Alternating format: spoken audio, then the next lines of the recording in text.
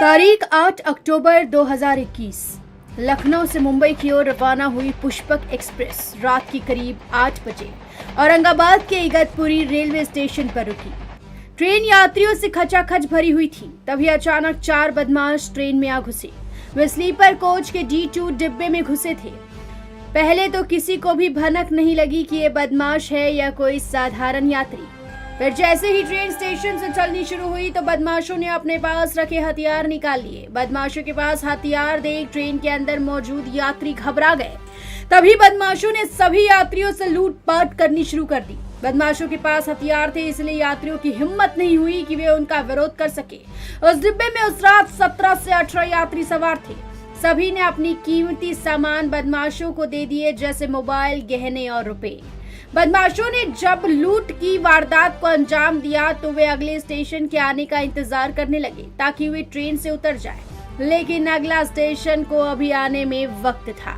बदमाश इंतजार कर ही रहे थे। तभी उनमें से एक की नजर डिब्बे में बैठी 20 साल की विवाहिता पर पड़ी, जो कि अपने पति के साथ ट्रेन में सफर कर रही थी। वो बदमाश उसे देखते ही गंदे इशारा करने लगे। पहले तो विवाहिता उसकी हरकतों को नजरअंदाज करती रही, लेकिन जब बदमाश की हरकतें कुछ ज्यादा ही बढ़ने लगी तो उसने उसका विरोध करना शुरू कर दिया।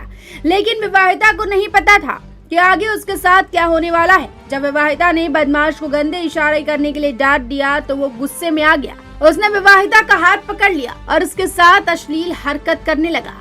ये सब देखते ही बाकी के बदमाश भी महिला के साथ अश्लील हरकत करने लगे। महिला के पति को ये सब देख गुस्सा आया तो उसने उसका विरोध किया। इससे बदमाश और ज्यादा बौखला गए और उन्होंने सबसे पहले महिला के पति को पीटना शुरू कर दिया।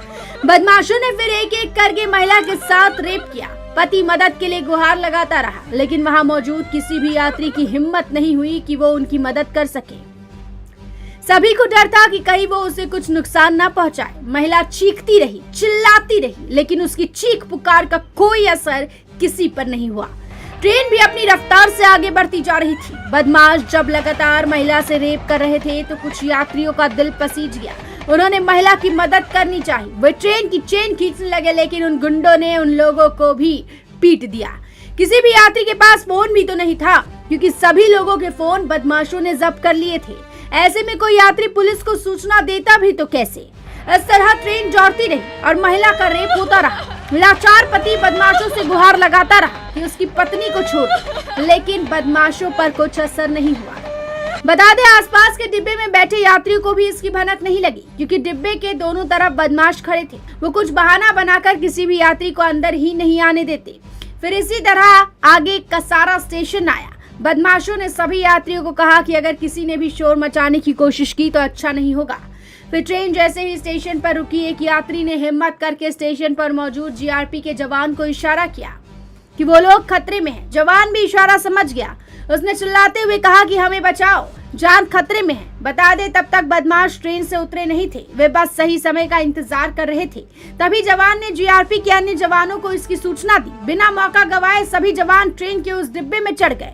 जवानों को इस तरह डिब्बे में चढ़ता देख 4 बदमाश वहां से फरार हो गए, लेकिन बाकी बचे 4 बदमाशों को पुलिस ने गिरफ्तार कर लिया। बदमाशों के गिरफ्तार होते ही पुलिस को यात्री ने सारी घटना बताई, जिसके बाद जीआरपी के जवानों ने विवाहिता और उसके पति को सबसे पहले अस्पताल पहुंचाया। इस मामले से हर कोई सदमे में है। Bureau report, metro.